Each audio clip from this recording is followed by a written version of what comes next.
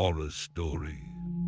The silence of the hospital wing wasn't just quiet, it was a hungry vacuum, swallowing every sound. My heart hammered against my ribs, each beat a frantic drum in the oppressive stillness. I knew with a certainty that chilled me to the bone that I wasn't alone. And then, from the periphery of a half-open door, a figure receded into the shadows, a fleeting impression of something utterly wrong. My breath hitched. I squeezed my eyes shut, desperately wishing it away, but when I opened them, the chilling imprint remained. That night, I learned that some doors are meant to stay closed, and some patients are best left undiscovered. Have you ever been truly alone? Not just physically by yourself, but utterly isolated, surrounded by the echoes of a place that knows more than it lets on. My world was once defined by the predictable rhythms of a hospital night shift. The distant hum of machinery, the quiet scuff of my shoes on polished linoleum, the faint scent of antiseptic and stale coffee. It was a familiar, almost comforting hum that whispered of routine and order. But there are places, corners of even the most sterile environments, where the order breaks down, where the familiar gives way to something else entirely. This is the kind of story that makes you check your locks twice before going to bed. If you want more stories like this, stories that will keep you up at night, hit that subscribe button right now. I post new horror accounts every week, and trust me, you don't want to miss what's coming next. Go ahead, I'll wait. Subscribed, good. Now drop your city and the time where you're watching in the comments below. Let's see who's brave enough to listen in the dark. Now turn off the lights if you dare. Ignore the noises your house makes in the silence. And let's find out together what truly hides in the darkness. I was Mark, 37 years old, and a night shift nurse for over a decade. Hospitals, especially in the hushed hours between midnight and dawn, were my second home. The peculiar blend of sterile efficiency and profound human vulnerability was something I had not only grown accustomed to, but had come to find a strange sort of comfort in. I'd seen my share of oddities, the confused ramblings of delirious patients, the occasional unexplained equipment malfunction, the strange shadows cast by early morning sunlight filtering through blinds, but every single one of them had always coalesced into a logical explanation by the time my shift ended. My years of experience had built a thick, almost impenetrable skin against anything truly unsettling. I was a professional, grounded in reality and procedure, and I took pride in my ability to handle whatever the night threw at me with a calm, clinical demeanor. Therefore, when I received my new assignment at St. Jude's, a large, well-regarded regional hospital where I'd recently transferred, I approached it with my usual unflappable confidence.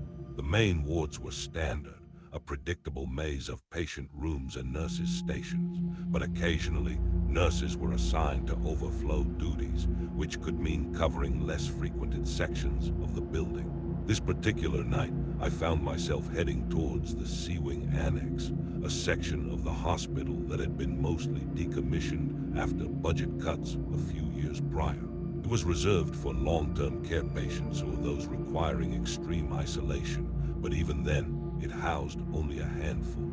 The general consensus among the staff was that working there was the easiest gig, quiet, minimal patient interaction, and perfect for catching up on charting. Everyone knew the C-Wing, but nobody really knew the C-Wing. My initial impression of the C-Wing Annex was exactly as described, eerily quiet, even by night shift standards. The usually bright hospital lights were dimmed to conserve energy, casting long, hushed shadows down endless corridors.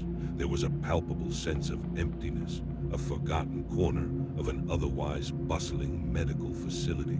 My first few shifts there were uneventful, a testament to its reputation for placid monotony. It was just me and one other nurse, Daniel, assigned to the entire floor, and our roster of patients was indeed few and far between. We had our routine down, check vitals, administer scheduled medications, update charts on our tablets, ensure patient comfort, and then mostly just monitor. The squeak of my shoes on the polished linoleum, the gentle whir of the IV pumps, the soft glow of my tablet screen as I typed my notes. These were the only sounds that broke the profound isolation. It was supposed to be a reprieve, a chance for a quieter night after the chaos of the main emergency room. But then the quiet started to change. It began subtly, so subtly that I initially dismissed it as fatigue, or perhaps the notorious quirks of the old annex's wiring. One night, as I was conducting my regular rounds, my eyes snagged on a detail that pricked at the edge of my professional composure. A light was on in room 307. This was odd, very odd. Room 307 was supposed to be empty, had been empty for months, perhaps even years. It was one of those rooms that had been effectively sealed off after the wing was downsized, its occupancy status a permanent vacant on all the digital charts. I paused halfway down the corridor, feeling a faint ripple of unease. I pulled out my tablet, scrolled through my patient list, double-checked the annex's layout. Nothing. Room 307 remained unregistered, undocumented, a blank space on my responsibilities. I remember thinking, a bit of a pain when new admissions aren't charted immediately, a dismissive thought that now, looking back, feels chillingly naive. Therefore, I approached room 307 cautiously. The door was slightly ajar, a sliver of warm light spilling into the cool corridor. I pushed it open gently, stepping inside. The room was sparse, just as expected. A standard hospital bed, neatly made, sat in the center. A small bedside table, an armchair. Everything was clean, sterile, and utterly devoid of personal effects. But the bathroom light was definitely on, a soft glow emanating from the open door within the room. "Hello," I called out, my voice sounding unnaturally loud in the silence. "Is anyone in here?" No response. I walked to the bathroom, peering inside. Empty. The shower curtain was drawn, the toilet lid down. There was no sign that anyone had recently been there. I shrugged, feeling a flicker of irritation. Some day shift oversight perhaps, a cleaner leaving a light on. People got careless. I switched off the light, closed the bathroom door, and then pulled the main room door firmly shut, making sure the latch clicked.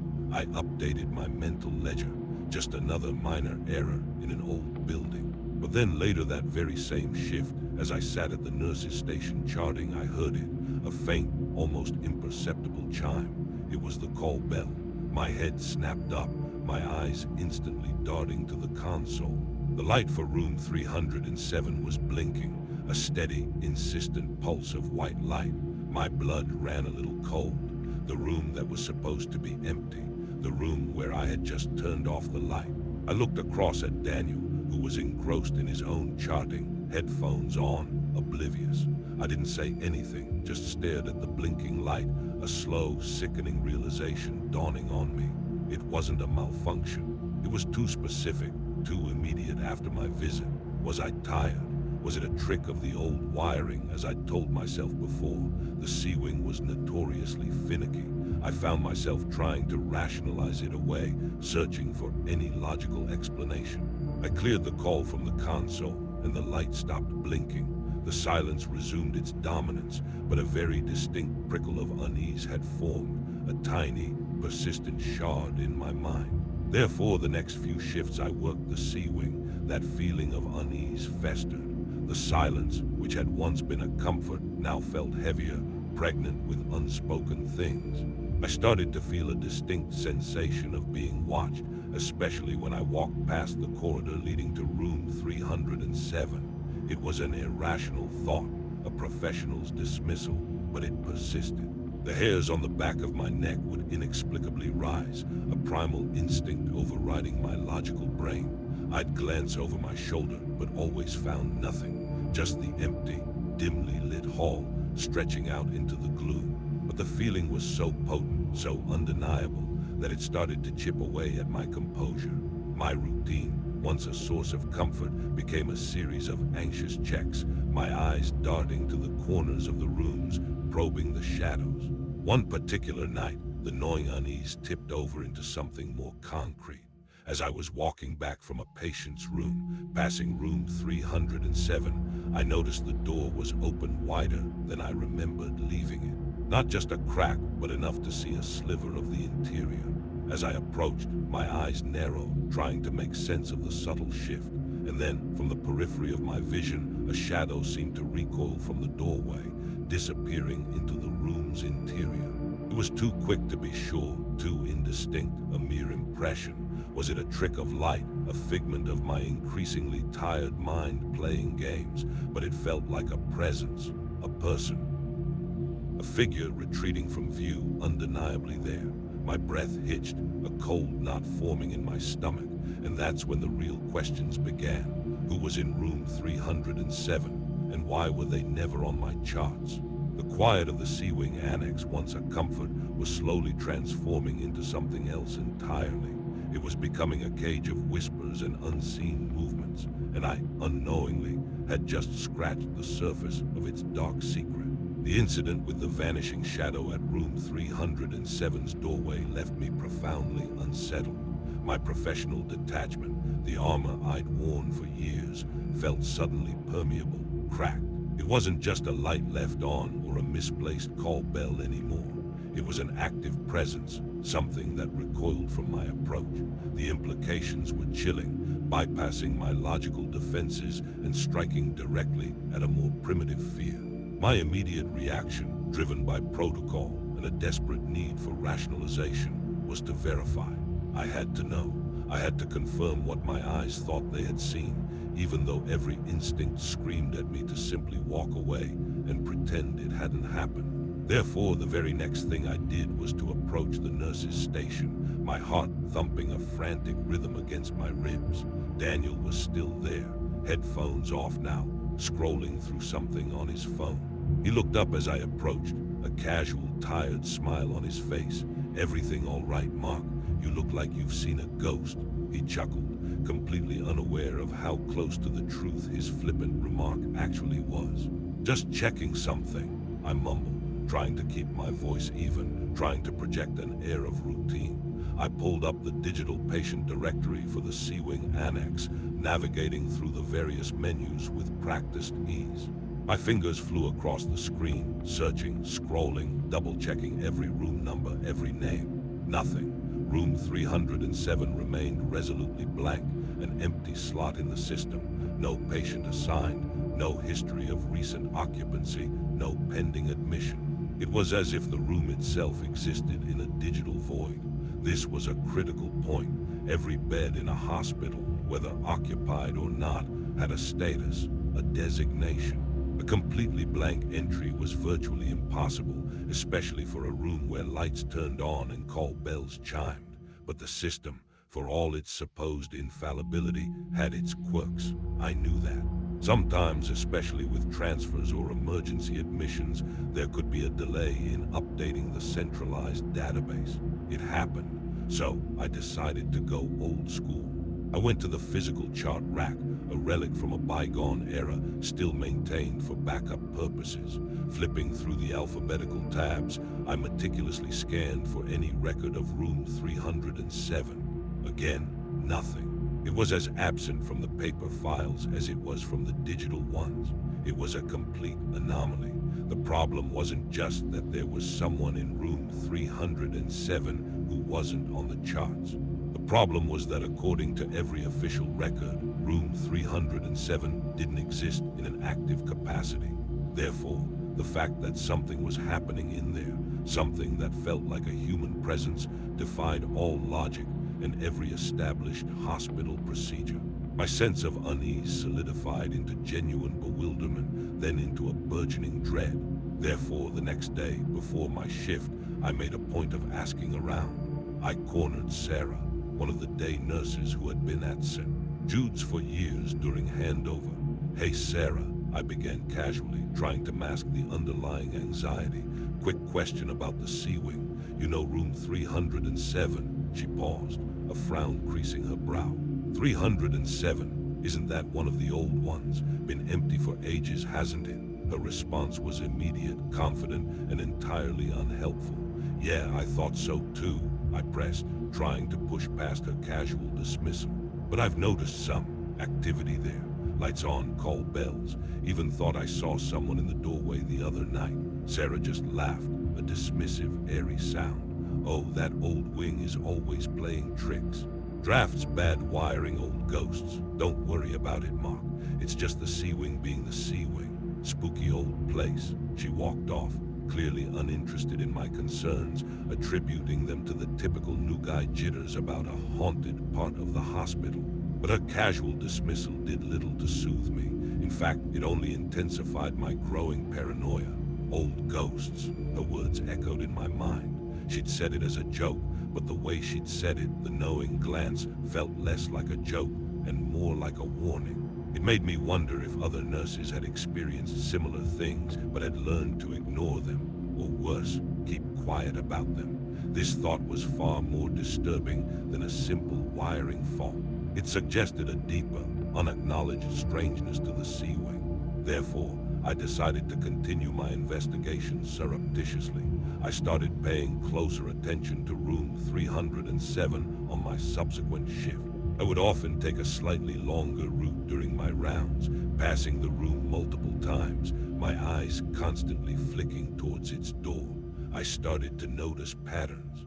The light in the bathroom would often be on, despite my having switched it off during the previous shift.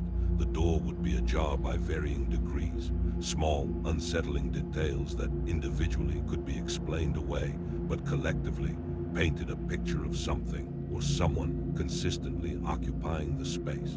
One night the door to room 307 was wide open, not just a crack, but fully ajar, revealing the entire interior. My breath caught in my throat. I stood frozen in the corridor, drenched in the dim, stale light, my heart pounding a frantic rhythm. The bed was still immaculately made, the room still sparse. No personal effects, no medical equipment that would indicate a patient. It was utterly, profoundly empty, yet the open door screamed of recent activity. It was a deliberate gesture, as if inviting me in, daring me to investigate further. The air in the corridor felt noticeably colder around the doorway, a subtle shift that prickled my skin and raised goosebumps on my arms. I felt a palpable sense of apprehension, a premonition of something deeply wrong. A cold dread washed over me, a feeling that I was not just observing a strange phenomenon, but actively being drawn into it. What was at stake here? My sanity, it felt like, or perhaps something far more tangible. The most disturbing discovery came moments later. As I finally forced myself to move, inching closer to the open door, I saw it. On the pristine white sheet of the perfectly made bed, there was a single, small indentation, as if someone had recently sat there. It was so faint, so subtle that I almost missed it, but it was there, a perfect, shallow depression that defied the untouched nature of the rest of the bedding. It was too small to be a full adult body, like a child or someone very delicate. It was proof, irrefutable physical proof that someone had been in that room, on that bed, despite all records indicating otherwise. My mind raced, trying to reconcile this with everything I knew about hospital procedures, about reality. Who was this patient? Why were they unauthorized? Were they a runaway, an escaped psychiatric patient, a phantom? The practical implications were staggering, but the chilling sensation that accompanied the discovery was purely primal. Therefore, the logical part of my brain, the part that had been carefully trained to observe and record, went into overdrive. I had to document this. I pulled out my tablet, intending to take a photograph of the indentation, to confirm its existence, to have something solid to present to my superiors. But as my fingers fumbled with the screen, desperately trying to open the camera app, a cold gust of air swept through the room, despite all the windows being sealed. The lights in the room flickered violently, plunging the space into momentary darkness, then back to a sickly yellow glow. When the light stabilized, the indentation on the bed was gone, vanished. The sheet was smooth, unblemished, as if it had never been disturbed at all. My hand trembled, the tablet almost slipping from my grasp. I stared at the bed, then around the room, feeling a profound sense of disorientation. Was I losing my mind? Had the fatigue finally gotten to me? This was an element of ambiguity that struck at the core of my perception. I had seen it, I had felt it, and then it was unequivocally gone. My brain struggled to process this contradiction, caught between undeniable evidence and its inexplicable disappearance. What I thought I knew about the world, about reality, was slowly starting to unravel. The disappearance of the indentation on the bed shattered my already fraying sense of reality. My mind, trained for years in the empirical world of medicine, recoiled from the impossibility of it. One moment, irrefutable proof; the next, nothing. It was more than just bewildering. It was psychologically destabilizing. The incident left me questioning my own senses, my own sanity. Was I overtired, stressed? Was this some elaborate prank by staff, albeit a cruel and deeply unsettling one? The stakes were no longer just about discovering an unauthorized patient. They were about maintaining my grip on what was real and what was imagined. This was the moment the psychological horror truly began to take root. Therefore, I found myself increasingly isolated in my experience. I couldn't bring myself to voice the full extent of what I was witnessing to Daniel. He was a good colleague, but pragmatic to a fault. How could I explain a vanishing indentation, a call bell from an empty room, or shadows that retreated just beyond the edge of perception? It would sound like the ramblings of a man nearing a breakdown, not the observations of an experienced nurse. So I kept my growing terror to myself, cloaking it with a thin veneer of normalcy. But the effort was exhausting. Every sound, every shadow in the C-Wing annex became magnified, imbued with a sinister potential. The quiet no longer felt merely empty. It felt observant, as if something was waiting, watching my reaction, slowly tightening its grip. But the silence wasn't absolute. One evening, as I was documenting a patient's progress near the far end of the corridor, a new sound began to permeate the stillness. It was faint at first, a soft, almost ethereal humming. It wasn't a tune I recognized, nor did it sound like any of the usual hospital noises. No distant chatter, no beeping machines. It was a gentle, melodic, almost mournful sound that seemed to emanate directly from the vicinity of room 307. I froze, pen hovering over my notes, my ears straining against the ambient hum of the building. The sound was undeniably beautiful, yet profoundly disquieting in its context. It was clearly a human voice, or at least something mimicking one. My pulse quickened. My first thought was a patient singing to themselves, perhaps a long-term resident with dementia. But then it dawned on me, what patient? In room 307, the empty room. Therefore, I slowly pushed myself away from the nurse's station, drawn by an irresistible, terrifying curiosity. Each step I took down the dimly lit corridor felt heavy, as if wading through unseen resistance. The humming grew subtly louder, clearer, less ethereal and more distinct. It wasn't a song per se, but a sustained, melodic vocalization, almost like a lullaby, but one imbued with an undercurrent of profound sadness. As I neared room 307, the sound filled the air, resonating in the quiet corridor. The door once again was slightly ajar, just as it had been when I'd seen the shadow retreat. A sliver of light from within spilled out onto the floor. I stood outside the door, my heart hammering like a trapped bird against my ribs. The humming continued, a chilling, soft melody that seemed to beckon me closer. The clarity test here was simple. What was happening was a strange, beautiful humming from an empty room. Why it was important was because it confirmed an active presence in the room, threatening my sanity. What was at stake was my understanding of reality. I took a deep, shuddering breath and pushed the door open just a fraction more, allowing myself a better view into the room. It was still empty, the bed immaculate, the armchair unoccupied. The bathroom door was shut, but the light was off inside, contradicting the soft glow from the main room itself. The source of the humming, however, became terrifyingly clear. It wasn't emanating from a person or a specific spot. It was coming from the very air, from the walls, from the complete space of the room itself. It was everywhere and nowhere, a disembodied sound that wrapped around me, cold and intimate. And then as I stood there, paralyzed by a creeping dread, the humming slowly faded, not abruptly, but like a breath being held, then gently, agonizingly released, until the silence rushed back in, heavier and more profound than before. My ears rang with the sudden absence of sound, but the silence was not truly empty. As the humming died away, a new sensation took its place, an unmistakable feeling of being scrutinized. It was a physical presence, a weight in the air pressing down on me.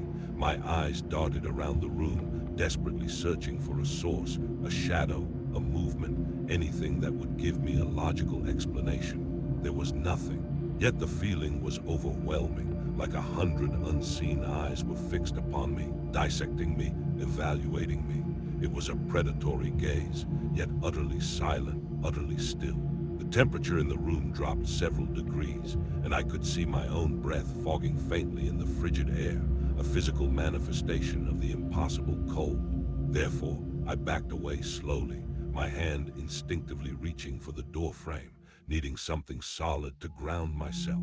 My mind was screaming, rationalizing, trying to invent a faulty ventilation system, a draft, anything but the truth that was pressing in on me. But my body knew. My skin crawled with an icy dread. This wasn't just a patient or a prank. This was something else. Something that defied natural law. Something that thrived in the quiet, forgotten corners of the hospital. I closed the door to room 307, pulling it shut with a shaking hand, feeling a desperate need to seal away whatever was inside. But the feeling of being watched didn't dissipate. It followed me. It clung to me as I walked back to the nurse's station, every shadow seeming to lengthen and twist, every distant creak of the old building sounding like a deliberate step behind me. This enduring sense of surveillance became my constant companion. I started to notice other things.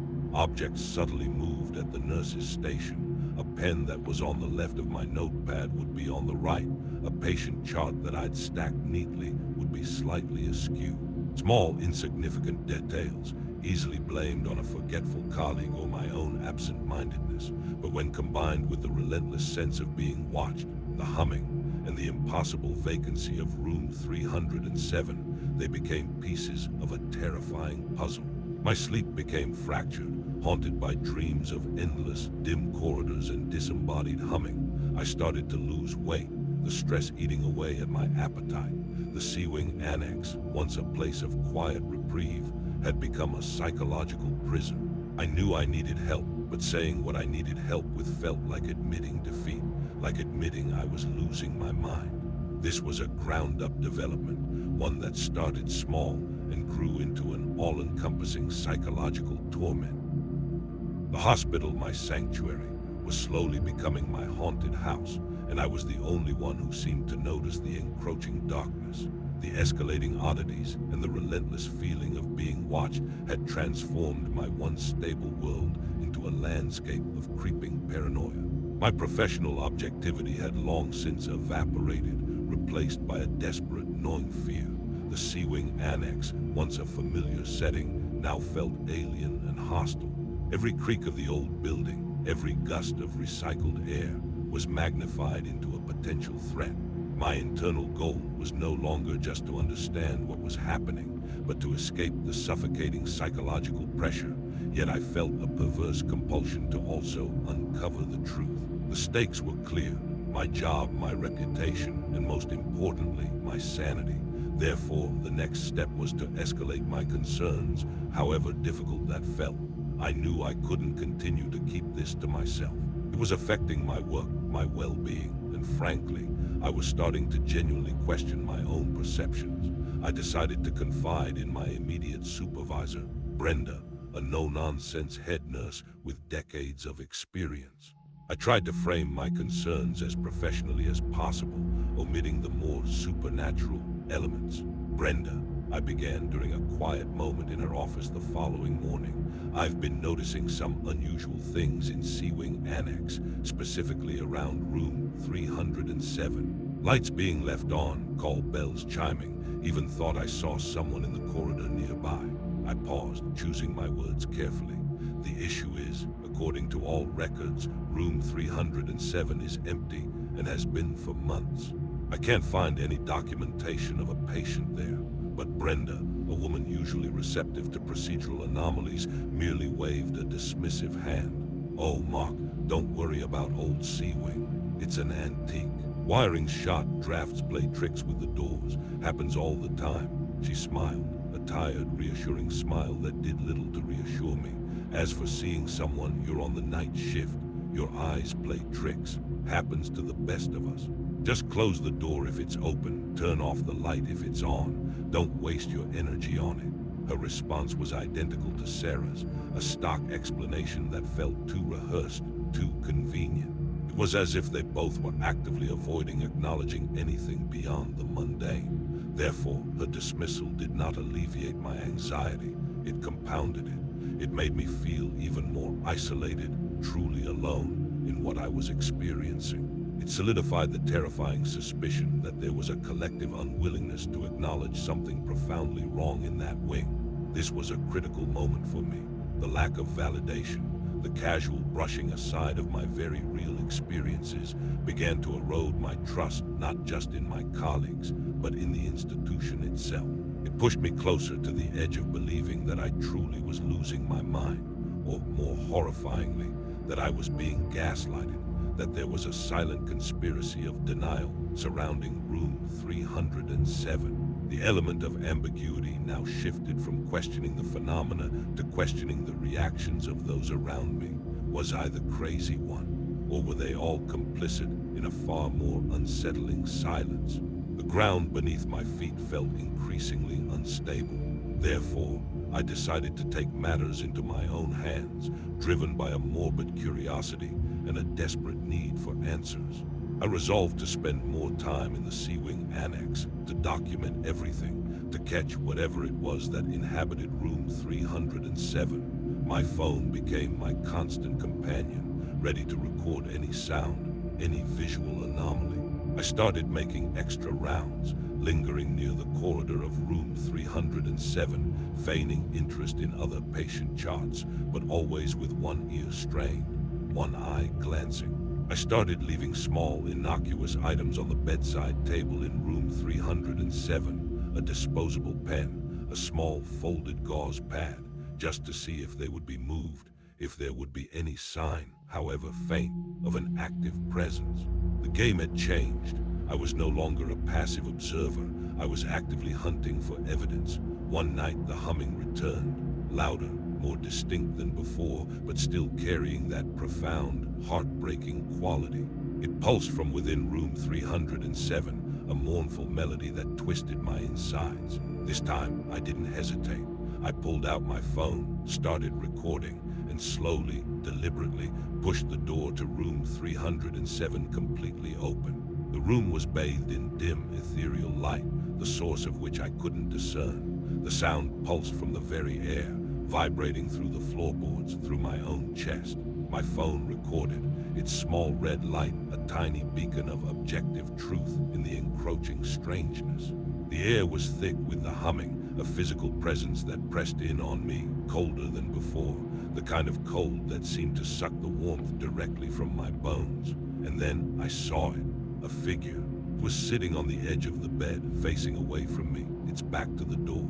It was small, frail, hunched over, dressed in a plain, faded hospital gown. Its hair was long, dark, and seemed to hang heavily around its shoulders, almost obscuring its form. It was still utterly still, except for the slight, almost imperceptible tremor that ran through its frame, as if it were perpetually shivering. The humming, I now realized, was coming from it, a soft, continuous lament that filled the room. This was the patient, the undocumented patient. My breath caught in my throat. Every fiber of my being screamed at me to run, to flee, but a morbid fascination, a desperate need for answers, held me rooted to the spot. Before we continue, I need to tell you something. What happens next in this story, it changed everything. But here's the thing. If you're not subscribed, you're going to miss the follow-up I'm posting next week. Yes, there's more to this, and it's worse. So do yourself a favor, hit subscribe and turn on notifications, because when I post the next part, you'll want to know immediately. Trust me on this. Now back to the nightmare. I stood there, frozen, watching the figure. My mind raced, trying to process the impossible. What was it? Why was it here? Why was it undocumented? My medical training screamed at me to approach, to assess, to offer help. But an instinct far deeper, far more primal held me back. The humming continued, a mournful, rhythmic sound that seemed to be drawing something out of the air, out of me. The ground-up development was complete. A fleeting shadow had become a tangible presence, and I was now face to face with the impossible. I couldn't see its face, obscured as it was by the hanging hair, but the sheer stillness, the profound sadness in its humming, conveyed a depth of suffering that chilled me to my core. Therefore, slowly, almost imperceptibly, the figure began to turn its head, a tiny movement, a slow, agonizing rotation. My heart leaped into my throat. This was it, the confrontation I had been both dreading and seeking. I gripped my phone tighter, my thumb hovering over the stop recording button, but I couldn't bring myself to press it. The suspense was agonizing, the air thick with unspoken dread. The humming intensified slightly, a low thrum that vibrated through my very bones. I could feel the cold radiating from the figure, an unnatural chill that seemed to seep into my marrow. As its head continued to turn, revealing more of its obscured profile, I felt a terrifying premonition of what I was about to see, a truth that I somehow knew would shatter any remaining vestiges of my sanity. The slow, agonizing turn of the figure's head in room 307 was the prelude to the complete unraveling of my world. My mind, already battered by weeks of psychological torment, braced for the inevitable revelation. Every fiber of my being screamed for escape, but I was rooted to the spot, a moth drawn to an impossibly dark flame. The humming intensified, a high-pitched lament that seemed to vibrate not just in the air, but directly inside my skull, threatening to split it open. This was the climax, the moment everything I had resisted believing would be undeniably revealed. What was at stake now was not just my sanity, but my very understanding of reality itself. Therefore, as the figure's head completed its slow rotation, it finally faced me. My eyes widened in horror, a choked gasp escaping my lips, but no sound came out. The face was not what I expected. Not a ghastly specter, not a decaying corpse. It was a child's face, or rather the face of something like a child. Its skin was translucent, almost porcelain, stretched taut over delicate bone. Its eyes were large, impossibly dark, and devoid of pupils, staring directly through me as if I were nothing but a wavering heat haze. They held an ancient, bottomless sorrow that made my stomach churn. But it was the mouth that truly froze me. It was open, not in a scream, but in a silent, perpetual O-shape, from which the humming seemed to emanate without any visible movement of lips or tongue. It was a sound escaping something that shouldn't be able to make sound, but the most terrifying detail was not its appearance. It was the complete lack of a medical identity bracelet, the small plastic band every single patient in the hospital wore upon admission. Its wrists were bare, smooth, pristine. It was a jarring, stark detail that underscored the profound wrongness of its presence. It didn't belong in this hospital, not by any measure of the living. It was like something that had slipped through the cracks of reality, a tragic, silent anomaly existing in a place it shouldn't. The humming intensified further, now a mournful wail that seemed to tear at the fabric of the air, and it was directed solely at me. A soundless accusation, a desperate plea, a terrifying warning all at once. My blood ran cold, fear seizing me in a grip so absolute I couldn't even tremble. The clarity test confirmed the horror. What was happening was a childlike figure, humming mournfully, with impossible features. Why it was important was because it was an undeniable presence of something beyond understanding. What was at stake was my very sanity and perception of the world. Therefore, I found myself stumbling backward, the tablet with the recording still clutched in my hand, my mind reeling. My professional duty, my ingrained instinct to help, was utterly overridden by a primal terror. This wasn't a patient I could chart, medicate, or comfort. This was an incomprehensible entity, a silent scream of sorrow manifest in the forgotten wing of a hospital. The air around me grew impossibly heavy, the humming a physical force now, pressing in on my chest, making it difficult to breathe. I could smell something faint, something like old dust and ozone, and a sickly, sweet decay clinging to the air around room 307. It was the stench of something long dead, yet still present. As I took another step back, my foot caught on something unseen. I tripped, falling backward, my head hitting the linoleum with a dull thud. The tablet flew from my hand, skittering across the polished floor, the recording light still blinking defiantly. My vision swam, lights dancing at the edges, but my gaze remained fixed on the figure in the doorway. It hadn't moved. It just sat there, its empty eyes fixed on me, its mouth a silent O, humming its mournful song without cessation. It wasn't menacing in an aggressive way.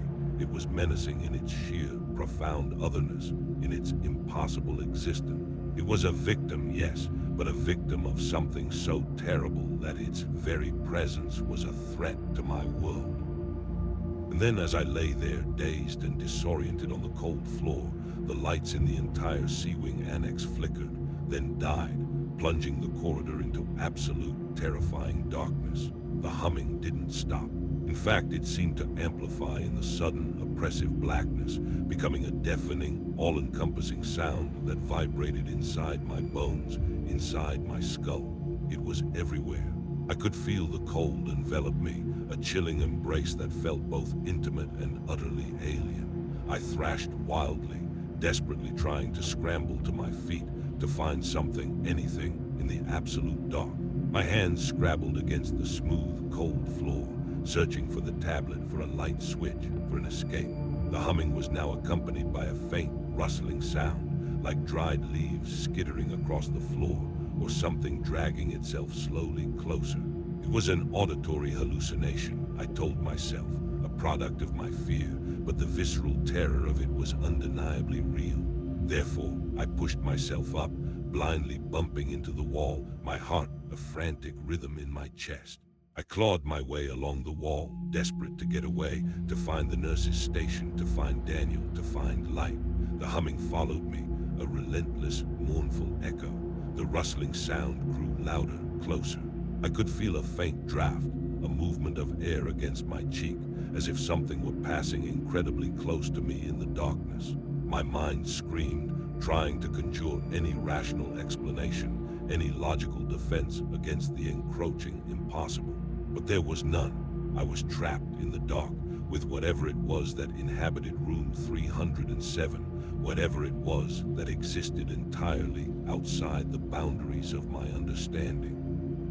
And then I felt it, a cold, skeletal touch, impossibly delicate, brushing against my forearm as I stumbled past the open door of room 307 in the pitch black. A scream tore from my throat, a raw animal sound of pure terror. I didn't stop to think, didn't stop to look. I ran, blindly, frantically, down the corridor, crashing into walls, tripping over unseen obstacles, propelled by a fear that went beyond anything I had ever known. The humming, the rustling, the impossible cold, it all converged into a single, overwhelming sensation of being hunted. I didn't know how long I ran, or how I managed to navigate the maze of corridors in the absolute dark. All I knew was the desperate, gut-wrenching need to get out, to escape the silent wing, to escape the profound, sorrowful horror that lurked within room 307. When the emergency lights finally flickered on in the main corridor, casting a sickly red glow, I was huddled in a corner, hyperventilating, shaking uncontrollably, my mind shattered into a million pieces. The tablet lay forgotten somewhere in the darkness of the annex, a silent witness to a truth no one would ever believe. The aftermath of that terrifying night in the C-Wing annex was a blur of frantic activity and disorienting question.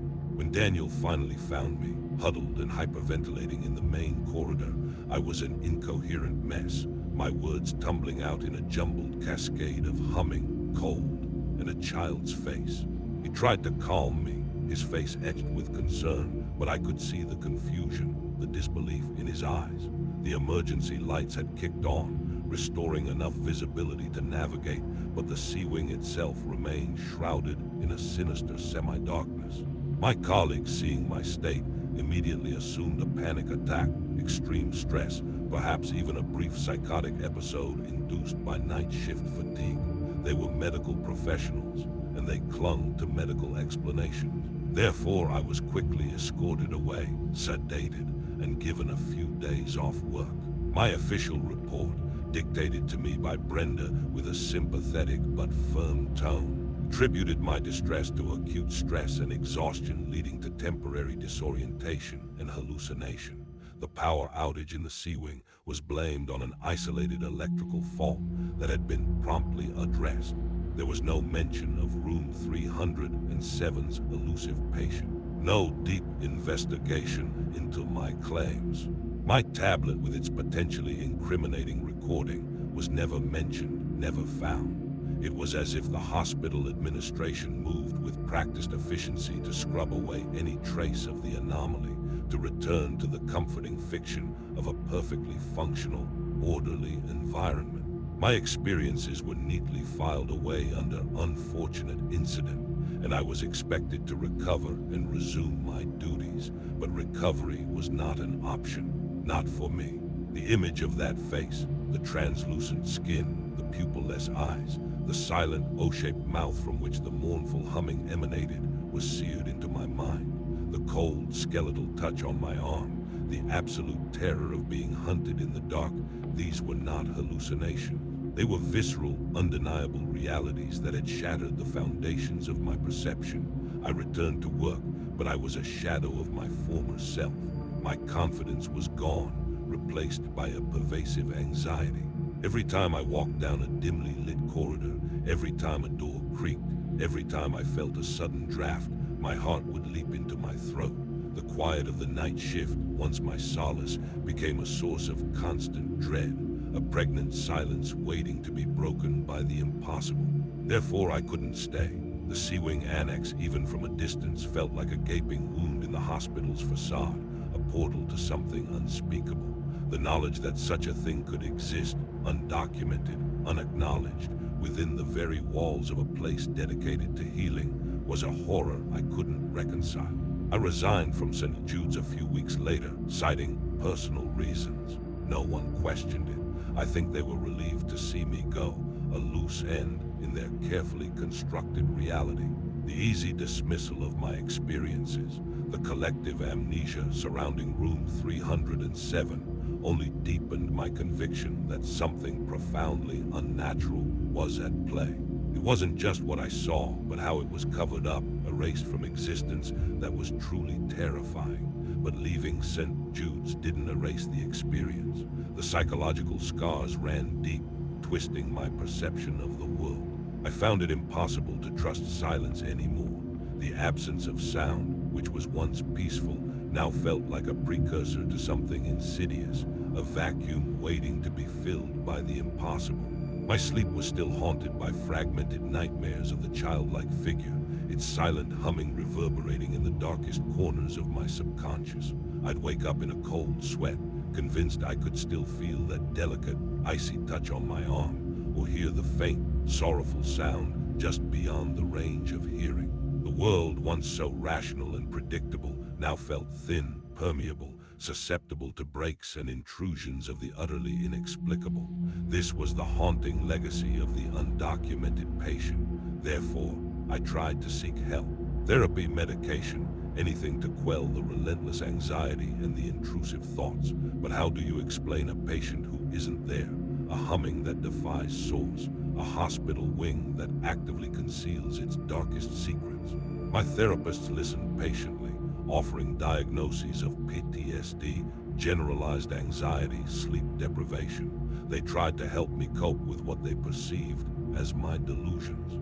But they couldn't touch the core of it, the undeniable truth that I had witnessed something that simply shouldn't exist. My experiences were not a figment of my imagination. They were a violation of my reality, and no amount of therapy could unsee what I had seen or unfeel what I had felt.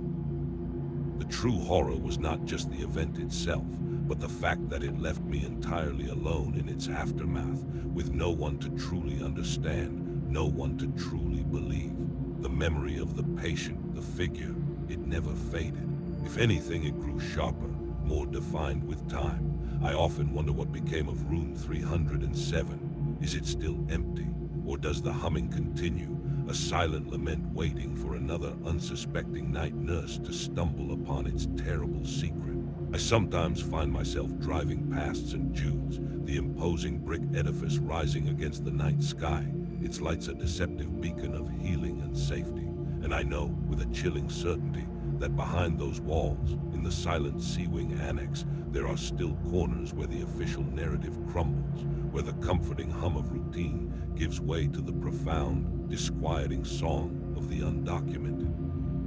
It was a true story, a real account that broke me, and now, years later, I still sleep with a nightlight on, and the door to my bedroom slightly ajar, just so I can see what might be waiting in the shadows, just in case the humming decides to follow me home. The years have passed since that terrifying period, but the echoes of the C-Wing annex still resonate within me. The world feels different now, perpetually tinged with an underlying sense of unease.